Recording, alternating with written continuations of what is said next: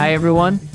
Welcome to English with Pod. My name is Marco. And I'm Sarah. Today, we're going to discuss a fascinating topic that will help enhance your communication skills, vocabulary, and listening skills. We'll be talking about the impact of technology on modern relationships, so let's get started. So, Sarah, what are your thoughts on how technology has changed the way we interact with each other?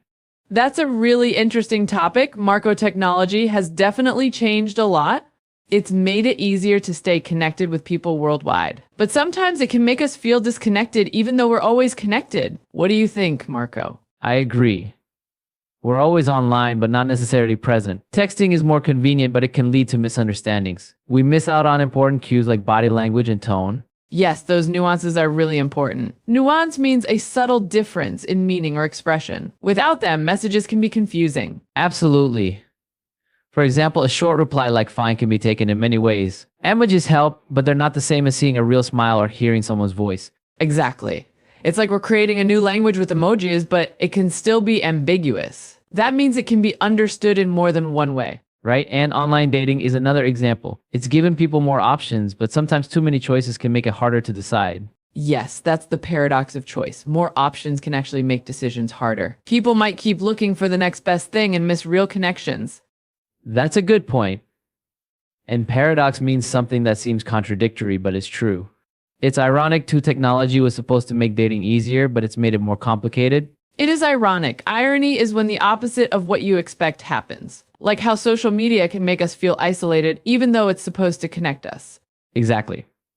Social media often shows only the good parts of people's lives. This creates a facade and outward appearance that hides the real situation. Yes, and it can lead to unhealthy comparisons. People need to remember that what they see online isn't the whole story. True, it's important to have real, genuine interactions, not just focus on appearances. We should use technology to enhance our lives, not as a substitute for real connections. And that's why setting boundaries is key, like turning off notifications during dinner or limiting social media use. It helps us be more present. Absolutely, it's all about balance. We need to be intentional about our tech use and focus on quality interactions, both online and offline.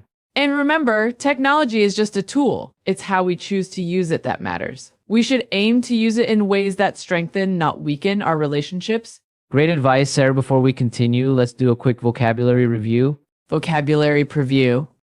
Nuance, a subtle difference in meaning or expression. Ambiguous, something that can be understood in more than one way.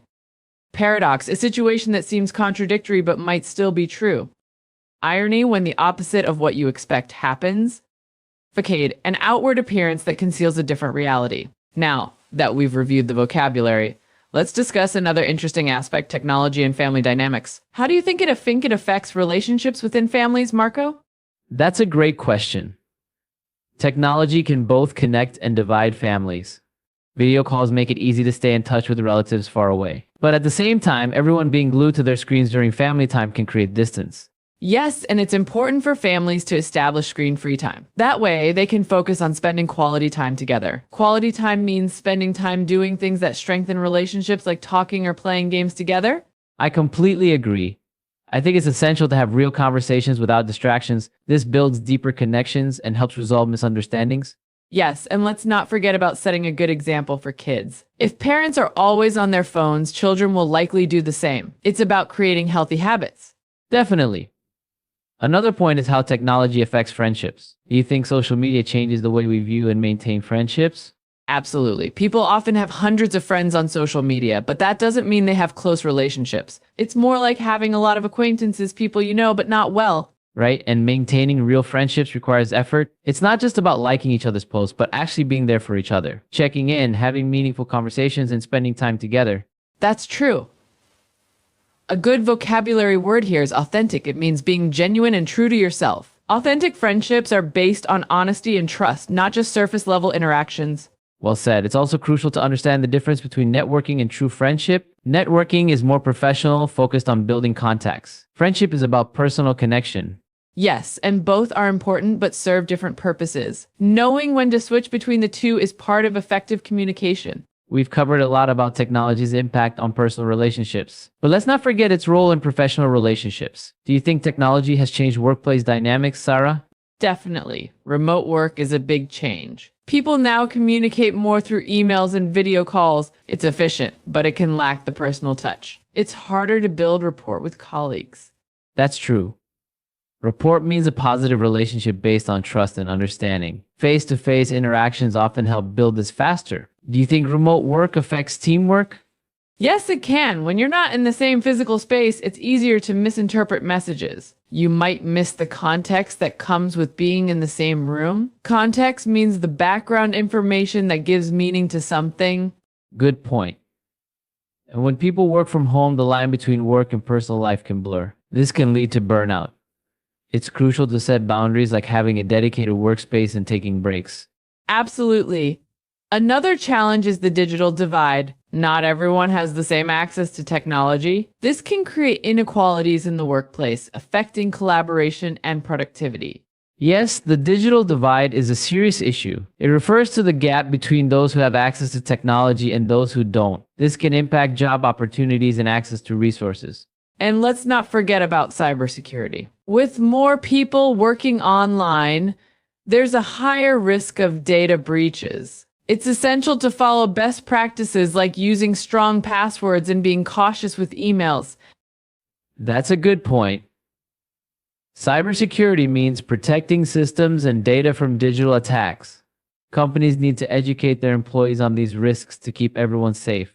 Right, despite the challenges, technology has also opened up new opportunities. For instance, people can now collaborate globally, working with teams from different cultures and time zones. It's a chance to learn and grow. Yes, and it can make teams more diverse and innovative. Diverse means showing a lot of variety. Different perspectives can lead to more creative solutions. What about the role of social media in professional networking? Social media platforms like LinkedIn have made it easier to connect with professionals worldwide. It's a great way to build your network, share ideas, and find job opportunities. But you need to use it strategically. Yes, and being strategic means planning your actions to achieve a goal. It's important to present yourself professionally and engage with relevant content. But it's also crucial to maintain authenticity. Exactly. Balancing your personal and professional persona is key. Share your achievements, but also show your interests and values. It makes you more relatable and approachable. And this brings us back to the idea of authenticity. Whether in personal or professional relationships, being genuine is always the best approach. People appreciate honesty and transparency. Definitely. And being transparent means being open and clear in your communication. It helps build trust, which is the foundation of any strong relationship. Well said, Sarah. Today we've explored how technology impacts our personal, family, and professional relationships. We've also learned vocabulary like rapport, context, digital divide, cybersecurity, diverse, strategic, and transparent. Thanks, Marco, and thank you to everyone listening. We hope this conversation helps you not only improve your English, but also reflect on your own use of technology. Yes, remember to use technology mindfully. Whether for staying connected, working, or networking, let's make sure it enhances our lives. Join us next time for more engaging topics. Until then, keep practicing and don't forget to set some screen-free time. Great advice, Sarah. Bye, everyone. Bye. Thanks for listening, everyone. If you enjoyed this episode, don't forget to hit the like button. And make sure to subscribe to our channel for more content like this. Your support helps us create more videos to help you learn and grow. Also, share this video with friends who might find it helpful. Let's keep learning together. Yes, and feel free to leave your comments below. We'd love to hear your thoughts or suggestions for future topics. Until next time, keep learning, keep improving, and stay curious. See you soon. Bye-bye.